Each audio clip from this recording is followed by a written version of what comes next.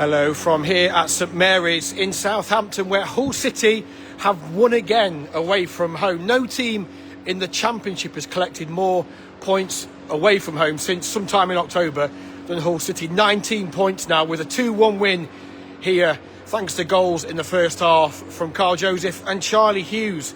The first league double the Tigers have claimed of the season. And, well, look, I don't know what more we can say about them, really. That they're an incredible group. They've got such big hearts, such big everything, really. With all the injuries, all the odds are stacked against them. It feels like every time they go out and play with so many players out. But what I think is fair to say is the players that are still there, that go out and perform, are delivering incredible performances, incredible work rate and desire to get victories. It's easy to focus, isn't it, on the players that aren't available, the likes of Elliot Matarzo, Joe Galhart. The list goes on and on and on and on. We know Darko JB is out, and they've got so many players out. But huge credit to the players that are available, because they are putting in shift after shift. And they were brilliant today. Yes, they rode their luck at times. Southampton had an awful lot of possession, but we knew before the game that they were going to have an awful lot of possession. We saw it at the MKM Stadium in September, where I think they had 71% of the ball, but City controlled the game without it. And it was a similar scenario here today. Southampton had, I think, 68% of the ball. They had a lot of balls in and around the box, but if I'm honest, in the second half, yes, they scored, but they didn't really look that much of a threat, certainly compared to where they did in the first half. And City, as I say, rode their luck at times in that first half before they scored the first goal. And the ironic thing being, for me, Southampton's the biggest threat of all the players they've got Azaz, Adam Armstrong, Tom Fellows, Cienza, got some really, really good players. Their biggest threat in the first half was Taylor Harwood-Bellis coming, breaking through from halfway and looking to try and pick out Armstrong in behind. He did that once and overran. He did that once again, and Pandor made a really good save. He then had a header off the bar, and there was a mad scramble at the back post where Azaz probably should have scored, and City were throwing. I think Hughes cleared off the line, Egan blocked, Coyle. They were just throwing their bodies in front of everything. But a bit like at Middlesbrough, before Christmas, just before New Year, City got themselves in front. They got their noses in front. Southampton are what they are. They just pass for the sake of it, and it would do my tree if I watched them every week, because they just pass it around, and that's how City's first goal came. They were passing it around, pointless passing, Manning across his box. McBurney nipped in, took it off him, laid it off to Carl Joseph, and Sergej Jakirovic has just said to me it was like watching Messi, because we were right behind it in this main stand, and he just bent it in the top corner with his left foot. City in front, and that suddenly turned the crowd. I mean, the crowd were quiet. There was a bit of noise at the far end, but the crowd were quiet. And as soon as that goal went in, they were booing their players. They were chanting, sack the ball. They Sport Republic their owners, get rid of them. And then if they were loud and critical of everything at that point, after 20 minutes, after 33 minutes, when Crooks' shot was blocked out for a corner, Amir's delivery to the back post was brilliant. Hughes' shirt pulled off his back, angled his header back across and into the opposite corner, and City are 2-0 up. In fairness, you could hear the boos around the stadium. They were calling for everybody's head, and City were doing a job on them. City were comfortable.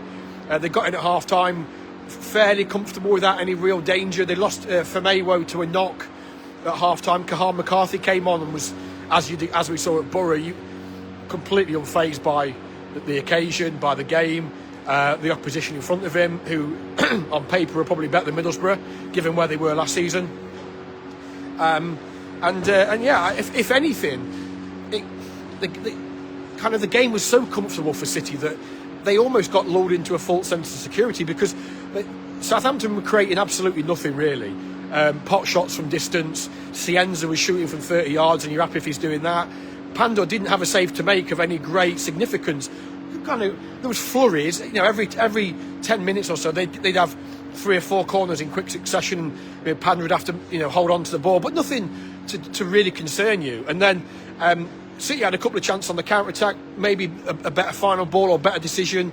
They could have got themselves a third goal. And people were leaving with 20 minutes to go. This place would have been empty had they've got that third goal, a bit like they did in the home game, and it would have completely killed the game off. As it was, you have to laugh at football fans, don't you? Because he made a couple of changes. He took off Azaz, and he took off somebody else. I think it was Fellows, and they were roundly booed all around St Mary's. Ross Stewart was one of the players that came on, and within moments of coming on, he's stuck his long right leg out and he's prodded in a cross across the box, and suddenly out of nowhere Southampton are back in the game, and fans have gone from booing the manager saying you don't know what you're doing to to cheering, and suddenly you think then 15 minutes to go, that's going to be a long 15 minutes, they're going to throw the kitchen sink, but they don't do that. They sort of went a bit long ball at the back end of the first half, and you're like, well, we'll take that, because their pointless passing is getting them nowhere. They're just going to go long ball, and we'll lap that up all afternoon. But they kept trying to probe. But again, they didn't really look like scoring. You're thinking it's going to be like the Alamo in the final 10 minutes with them back in the game and the crowd a bit more supportive. But it never really happened. The City were... Matty Jacob came on at left back and did really well. Akintola Dave came on and gave City a bit of legs through the middle up top, and Lundstrom came on. Lundstrom was back on the pitch today after 7 games out, so that's a boost. With 20 minutes or so. So we'll have to wait and see how he fares up. And they've got worries over Firmino, Coyle, and Joseph. Firmino they need to be careful of. Obviously, he's got a bit of an injury problem in terms of when he arrived of last season. So they'll need to be careful of him. I suspect Coyle and particularly Carl Joseph will be all right for Deepdale on Tuesday night. So all in all, just an absolutely brilliant win away from home. League double over Southampton. They've now gone 11 points clear of the Saints, which at the start of the season it would have been not unthinkable, but potentially unrealistic. And they're now 5th on the table, and they've got a 3-point cushion, I think, to Stoke, who were held at home to QPR today, in 7th. They go to Preston on Tuesday night, who were beaten at home by Derby. Whisper that quietly. By all accounts, it was a relatively poor performance from Preston at Deepdale to lose late against that lot. So, City are going to Deepdale on the back of a huge win here. Again, with so many players out injured. I don't know what, like I say, you've got to be so proud of them. As fans, you have to be so proud of this group of players, because coming here, these are okay. They'd not won in 6, but they were unbeaten at home under the new manager, who was their caretaker. They've got very good players, we know that. But City showed in September that they can frustrate Southampton. They're quite content to let them have the ball and faff around with it and not really create anything. And that was the case today. Yeah, the stats show that they had a lot of shots, but most of the real threat came in that first half. When, as I say, Harwood Bellis hit the post with a header, and Pandor made a couple of smart saves from Harwood Bellis and Adam Armstrong. But the rest of it, they kept them largely at arm's length. Could have had a penalty in the first half when Liam Miller carried it from kind of midway inside his own half all the way into the box and went down. My gut feeling was I've only seen one replay. It looks soft, but I have seen people say that he was definitely caught late and it should have been a penalty. Marko Salatovic, the City assistant manager, was sent off in added time, and I didn't think the referee was great today, if I'm honest. But when he put up 4 minutes at the end, I was like, blimey. It reminded me of away at Leicester a couple of seasons ago when we were 1-0 up and holding on. And there'd been loads of stoppages in the second half, and City had taken time out of the game as you'd expect them to away from home. And I think the referee, John Busby, I think that's right, I think that was the referee, put up 4 minutes, and we all looked at each other. You're thinking, blimey, we'll take that. And it was the same here this afternoon. 4 minutes, Christ. And they saw it out relatively comfortable. McBurney led the line from the front, worked his socks off, got an assist. Slater and Amir in midfield were excellent. Crooks got through 90 plus minutes without a yellow card, which is a bonus. So they keep on getting those results, don't they? Like I say, fantastic heart, desire, quality, tactical organisation, and you run out of superlatives. Before we get into questions, a couple of transfer lines. Hirakawa, the Japanese international from Bristol City, expected in tomorrow. He played the last 25 minutes of Bristol City's draw at Oxford United this afternoon. That was the plan, I'm told. I was told last night Hirakawa would be on the bench for for Bristol City this afternoon, but they expect to make that move, that loan move, get that done on Sunday, and hopefully he will be at the club on Monday to train. He should be in East Yorkshire tomorrow to go undergo his medical and get that deal done. Could be train on Monday, could be in the squad at Deepdale. We expect Toby Collier to get done and dusted in the next 24-48 hours. Whether he's fit enough to be in the squad at Deepdale, we'll have to wait and see. I would expect him to travel to Deepdale, but whether he's had a calf problem, he is fit again. So it's whether Collier for Manchester United can be considered. It wouldn't surprise me if we saw Joe Gowhart back in the squad at Preston. Shemi Ajay, I know there's some concern about him in the third and fourth place playoff game, but we'll have to wait and see. But he wouldn't be. I think that he's due back on Monday, but wouldn't be considered for Deepdale on Tuesday night anyway, I don't think. So, there was an element of crisis, I think, on Thursday when it looked like there was going to be 11 players out for today's game. 2 of those were obviously Crooks and Lundstrom. They've played today, so that's a good thing. Potentially you've lost 3 more with Famewo, Coyle and Joseph. But again, we'll have to wait and see how that plays out over the next 24-40 hours. But then you could have 2 new arrivals in Collier and Hirakawa. So, and he, for me, I remember when he came on at Ashton Gate back in August, September, and all the crowd at Ashton Gate were chanting, "You!" And he looked a really exciting player. And, the Japanese team is an exciting team. They're flair players. They like to, they're pacey, quick. They like to get forward. They're direct. As a team, I've enjoyed watching them over the last few years. And Hirakawa, it looks like that kind of player that he's got the ability to go forward. He's got the ability to create. I think he's got 1 goal and 2 assists this season, if memory serves. But City are in a situation where their hands are tied, aren't they, with the restrictions? They can't pay loan fees, they can't pay transfer fees. So the list of players that they can bring in is relatively small. So for me, it feels like a sensible addition. It's probably not a signing that's going to excite a huge amount of the fan base, but they need somebody that can come in and have an impact now off the bench. Miller was I thought Miller played really well today. He was a bit ropey the other, in the last couple of games he's been a bit ropey, and we said, didn't we, last week, that perhaps showing the fatigue and the effect of so long out. But I thought Miller was very, very good today. Defensively, dropped in and made a back 5 at times when he needed to, and he did a job for the team. And going forward, as I say, he could have had a penalty. So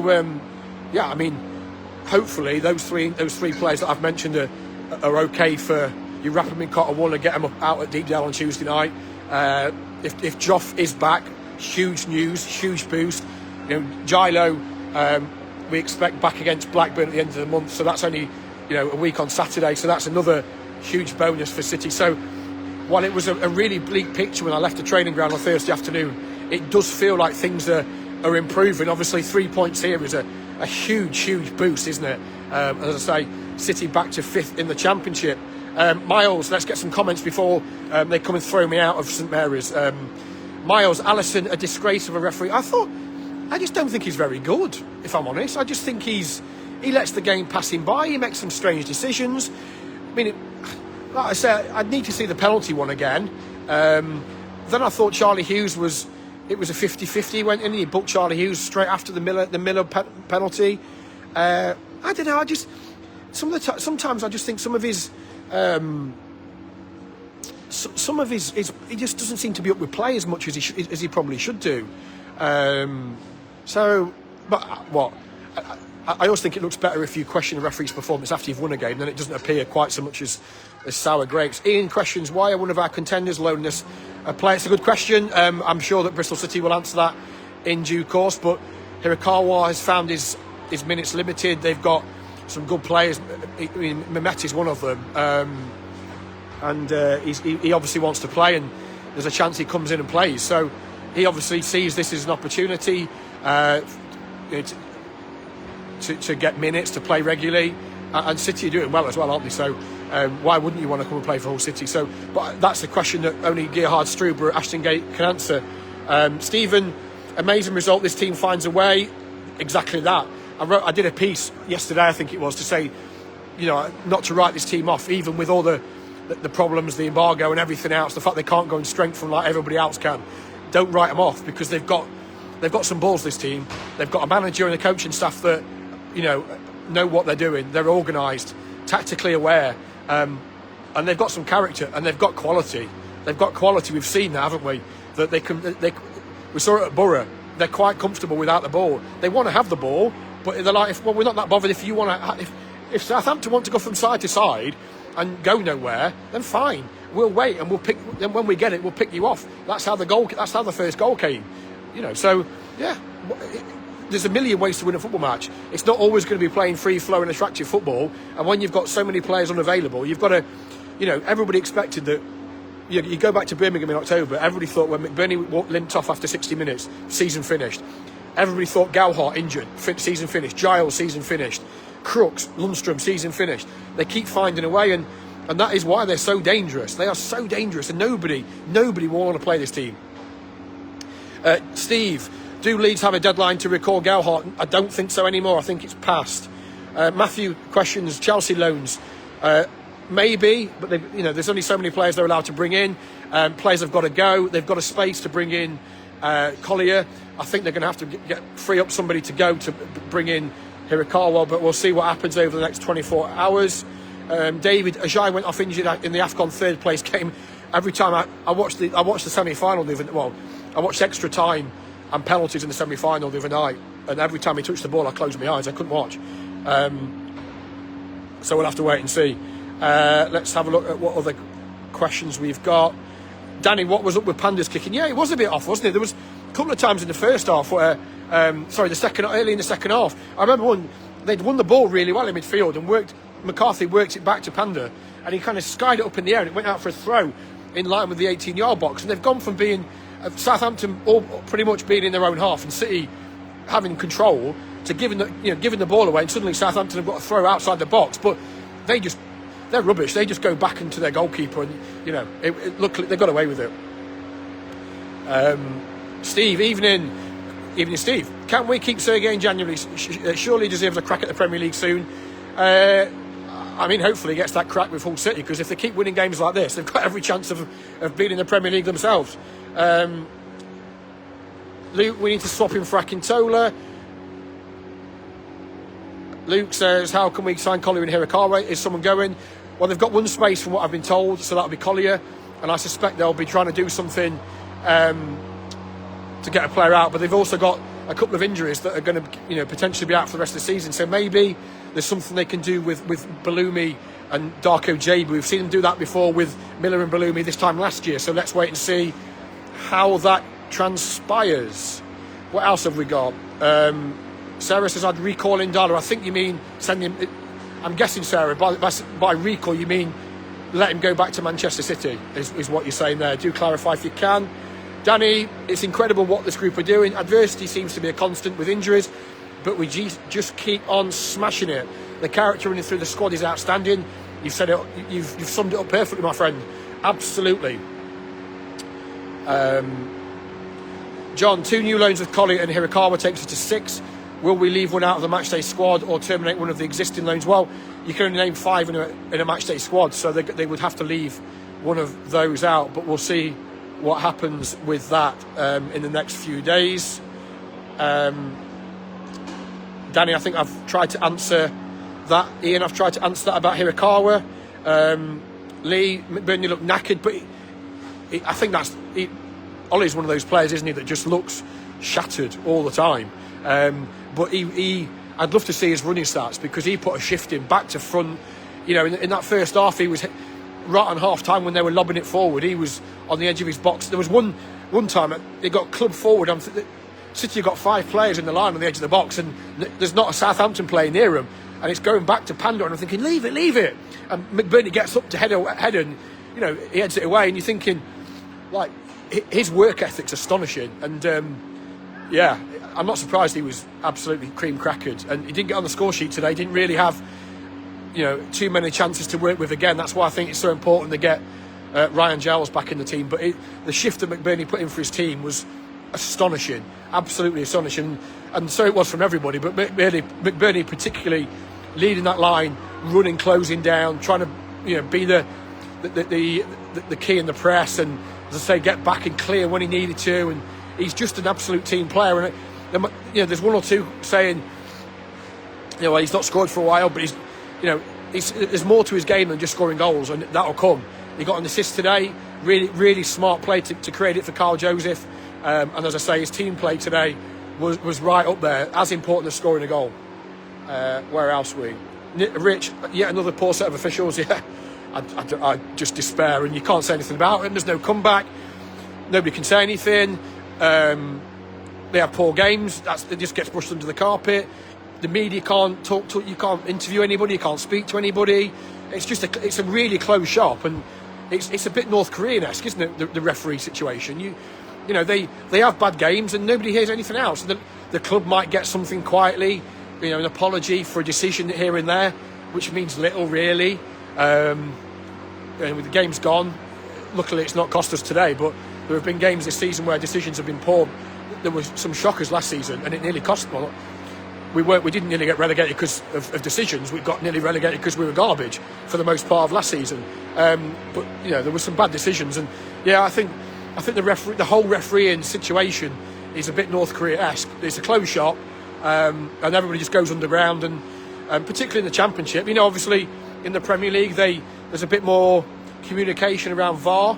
In the Championship, I think it's really poor. Sarah, should we be signing Toby Collier if he's carrying an injury? Well, he isn't anymore. He should be fully fit. So hopefully they've done the due diligence, and Man United's medical staff with ours have agreed that he's okay. So I guess it's one of them. Every player's a risk. You could sign a player that's not been injured for 3 years. He goes out there and does his hamstring. Every player is a risk. So I'm sure they would have done their due diligence. Christopher, who's like to be back for Chelsea? I mean, that's a long time away, really, isn't it? It's a whole month and a lot of games between now and then. I think who's going to be back for them is a bit too far ahead to be looking, given that the window's not closed. People will come, people will go, and they'll probably get some more injuries. But Bellumi won't be back, though. I'd expect, of the three players, Christopher, that you mentioned, Gowhart, Bellumi, Giles, Bellumi won't be back, no chance. But hopefully Gowhart and Giles will be. Lee, top draw support, yeah, fantastic. Hard to be heard, to be fair, because in fairness to the Southampton fans, while they weren't overly supportive of their team, they certainly made a lot of racket about their manager and about their owners and about their displeasure at the absolute, I don't know what their team are playing, but it certainly isn't a game of football, because it's just, it's a bit like watching that Russell Martin team when we came here 2 years ago and played them off the park, and they just went side to side, backwards, and you'd be nodding off. But yeah, Lee, 1100, it's a heck of a long way to come. Tickets not particularly expensive. So yeah, credit to everybody that made the effort, and you were duly rewarded. What else have we got? Danny McCarthy deserves credit. He's starting to look comfortable.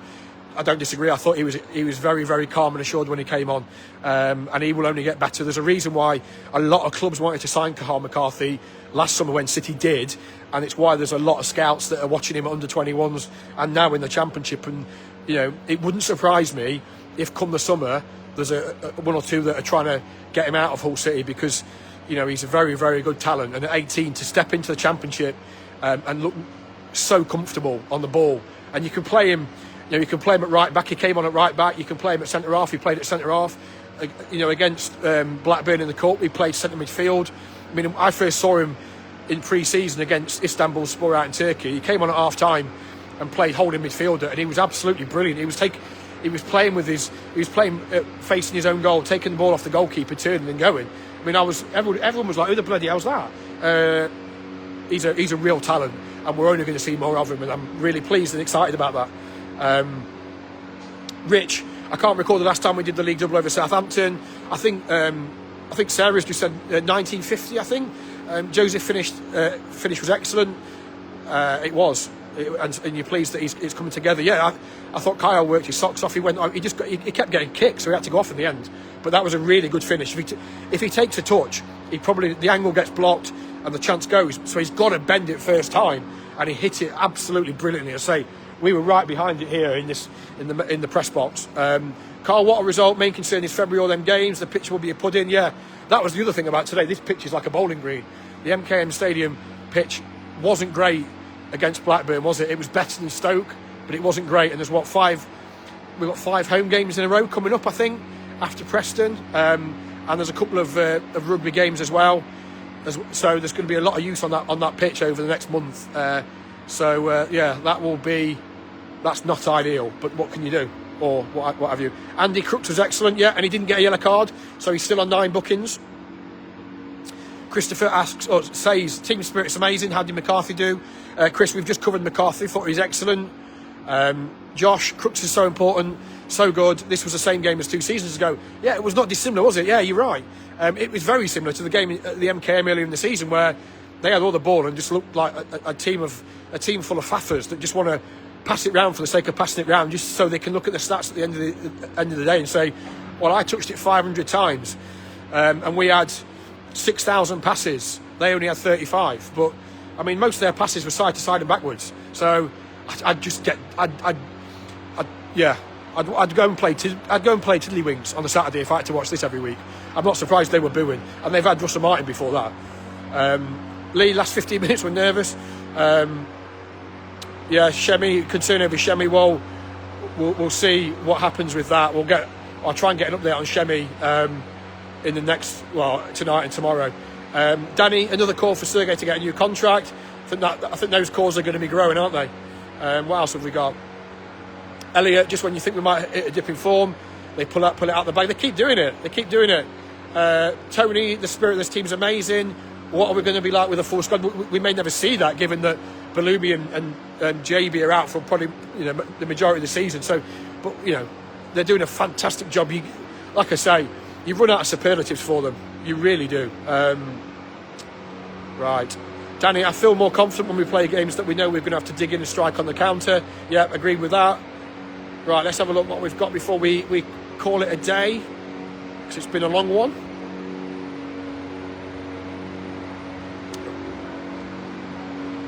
Another question on any players leaving. As I say, we'll have to wait and see. I mean, they would like to get players out, but I think the problem they've got is everybody wants to stay. And when you're playing like that and you're winning games, you're 5th in the league with a game in hand, and you could get promoted. Why? If you're not bottom of the table, you're not mid-table going nowhere, why would you want to leave? And you're playing for a manager that's like that, and the fans love you. It's a great club to be around. I don't know why. I can understand why the manager's saying to me, everybody wants to stay. Right, let's have a quick look. Roger, 6-pointer against Watford. Have they started blaming City yet for losing today? Let me know in the comments if you can. Rich, I think it's the first time in quite many years that we've beaten Southampton home and away in the same season. Jack says up the Tigers, but we still need a few more back. Yep, absolutely, but they are. The cavalry are coming. Let's... I believe. Andy, is there any obligation for us to keep Mandala, or can we send him back? No, there's no obligation. There's no option, I don't believe. Although the club had looked at making his move in January permanent. Obviously, that would depend on... That was before the embargo, so that's not going to happen now. But, he has struggled, hasn't he, at times? But he's still only 19, and he's a player with potential, so I wouldn't write him off just yet. Peter, thanks very much. That's very kind. Danny, is it true about Mataza? Yeah, I wouldn't use the word setback, but when you're, it's almost a year that Mataza's been out, isn't it? It was Cardiff in February that he did his ACL, and they say 8 to 9 months. Well, it's coming up 11 months, nearly a year now. He's back on the grass. Things always happen, and we've seen it with Miller and Balumi. Things always, when you were coming back from such serious injuries years ago, this would finish your career. So it's natural that there's times in your rehab where you're ahead of schedule, and there's times in your rehab where perhaps you're behind schedule. And I think at the minute he's fallen behind schedule, but I don't necessarily think there's anything to worry about. Another 4 to 6 weeks. I would work on the theory we're probably not going to see much of him again this season. If we do, it's a bonus. It might be towards the back end of the season when it's the pitches are maybe a bit better, the weather's a little bit warmer. I don't think there's any need to look. We like everybody, I'd love to. Matazo's a at this level, a top player. The little bit we saw from him, like when he signed for Monaco last season, he was fantastic. That performance away at Sunderland was incredible when we won 1-0 there. With that, I think Regan's cross and deflected in, and we won by an own goal to 0. Massive result. Mataza was incredible. And then I think the Tuesday night we went to Cardiff and he did his ACL. So we all want him back, and I think as well as this team plays, as competitive as this team is, and that midfield as well as it played today, and Regan's been amazing recently, I still think Matazo's a first team starter every week. So we need him back, obviously, but I wouldn't want to rush him back, and I would rather he takes his time and gets back fully fit before he comes back. And if he does come back, he's there for the duration, not in for a couple of weeks, 3 weeks, and then does his hamstring like we saw with Liam and with Mo. Danny, Amir seems to be more suited. Yeah, I think he struggles when it flips end to end, and it's a basketball game. I think you're right. I think he does struggle. I think today was a nice game for him because he could just sit in and he could take the ball and he could pass it, and I thought he was really effective. So I would be inclined to agree with what you said. Mike Coyle, yeah, he came off with, he felt his hamstring. I don't think anything serious, but given they're so light in numbers, obviously Cody's now out for a bit. They're so light that he couldn't afford to take any chances. But we all know what Skip's like. I think he'd be on crutches if he could at Deepdale on Tuesday night. So I would suspect he will be okay. Let's have a quick look at any more comments. Peter says, looking forward to getting Toby Carvery. Is that, presumably that means for your dinner. Let's have a look. What else have we got? Liam, is Collier? I believe so, Liam. Yeah, Collier is pretty much done and dusted from what I gather. So that's looks like there'll be 2 new players, as I mentioned. Jack, Preston away. How many were sold? I'm not entirely sure. I'll try and find out and let you know. So hopefully there's a good following going across there, because this team, they don't half deserve it. Peter, safe journey back. And to you, what else have we got before we sign off? Chris, expat living in Yankee Land. Howdy from Las Vegas. I went there a couple of Christmases ago. Never thought I'd want to go to Las Vegas. Never my type of thing. But I went there and absolutely loved it. It was stayed at the Bellagio, phenomenal place, just after the Grand Prix. Chris, so have a good night in Sin City. Yes, yeah, absolutely. Luke says, use a brilliant signing. Given the right system, he can flourish. I think the system would suit him down to a T here. Robert, what a team, agreed with that. Steve, what a difference a year makes. Incredible. Absolutely. I think, don't quote me on this, but I think we're 5 points away from already surpassing the total we finished with. So incredible. Danny says, going to be gutted when the trio of Joseph Hughes and Joffrey gets split up. Well, let's not hope that happens today. Robert, I was expecting to lose. Well, they've surprised you, mate, there. Paul, fantastic result today. Stats well against us, and we rode our luck. Again, football's a simple game. It's played out on grass. It's who scores the most goals wins. You can have all the chances, the XG, possession, all you want. Whoever puts the ball in the back of the net the most wins the game. Football's never changed. Dead simple. Southampton had all the stats, but they faffed. They're a faffer. And City have scored 5 goals against them this season. So, I mean, I don't think that, with half the team, that's not bad going, is it? Right, let's quickly see what we've got. Paul, I thought we looked quite exposed down our left. First half, Nilla needs to offer more. It's hard, isn't it? Because he's a left winger. Famewo's not a left back. So I think there's an obvious trade-off there. But as a collective, I thought they did a decent enough job in the first half. Adam, have I missed out when Joffrey is back? You need to read everything, mate, because you need to read all the injury reports. And I put about 15 out a day, so there's no excuse. Yeah, Joffrey should be back against Swansea, but as I said earlier, if you missed it, it wouldn't surprise me if we saw him at Deepdale, but let's wait and see. Daniel, Amir and Regan were unbelievable today. Agreed with that. What else have we got? Luke, how many more after Collier and you? Maybe one more, possibly. I mean, the chairman did the interview with us, didn't he, before Christmas, and said probably 2 or 3. We'll have to wait and see. You know, there won't be many more. There might be one, maybe, at the back end of the window, but we'll have to wait and see. That would, and I'm almost certain that would depend on somebody going to free that one up. But we'll wait and see. There's only 2 weeks on Tuesday. It closes, doesn't it? So, and you know, City. Am I getting a private jet? Not Jeff.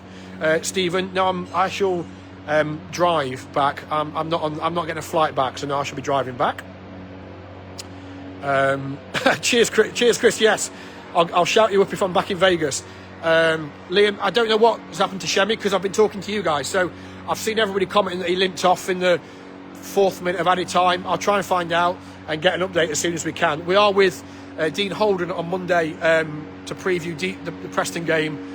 So hopefully we'll get an update by then. But it doesn't sound, from what you're telling me, while I'm live here, it's great news, which would be another kick in the you-know-what. Philip, what was the red card for? Salatovic? Probably something he said, I would imagine. I mean, again, play was in that corner. It was all happening over there. And then Sam Allison's walked over and just given him... He'd already been booked in the first half, I think it was. And he gave him... I didn't see a yellow card. It looked like he flashed him a red. Luke, Joffrey's staying, yeah. We've always been fairly confident that would happen. Right. On that bombshell of the red card for Marko Salatovic, I'm going to take my leave from St Mary's before they come and kick me out. And I'm stuck here. Luke, on Dow, we'll have to wait and see on Dow. I think Hirakawa has gone ahead of Dow as well, and I think fitness was an issue with Dow. He's not played for a long time. Hirakawa has been playing regularly. Obviously, as we know, he played 25 minutes today. John, quickly, Debay on the bench. Yeah, I mean, technically, you're right. He was a signing in January, although he was signed for the academy. He was signed by the academy, but he's on the bench as a necessity because they just haven't got the senior players to fill the bench. So that's why him and Hugh Parker were on the bench this afternoon. Right, everybody. That's me done here at St Mary's. City 2-1 winners. Back in the Championship's top 6. 4 games, or 5 games now unbeaten. I think their last away defeat was on Bonfire Night. I shan't mention where. But they've won 4 and drawn 1 since then. As I said at the top, no team in the Championship now has won more points away than City since sometime in October, which is incredible. 19 points they've picked up. They're 5th in the Championship. It's incredible. The season keeps surprising us. They keep surprising us. They keep pulling out results, performances, and it rolls on. City away at Deepdale on Tuesday night. Of course, we'll be there in darkest Lancashire. Hopefully, we'll see you there. We will be with the City camp before the trip to Deepdale. We'll have plenty to come over the next couple of days. Hopefully, a couple of new signings as well. So, all that's left for me to say is safe journey back if you were down on the south coast. For everybody else, have a great weekend. I'm sure you will now that City have claimed a big 3 points here at Southampton. Up the Tigers.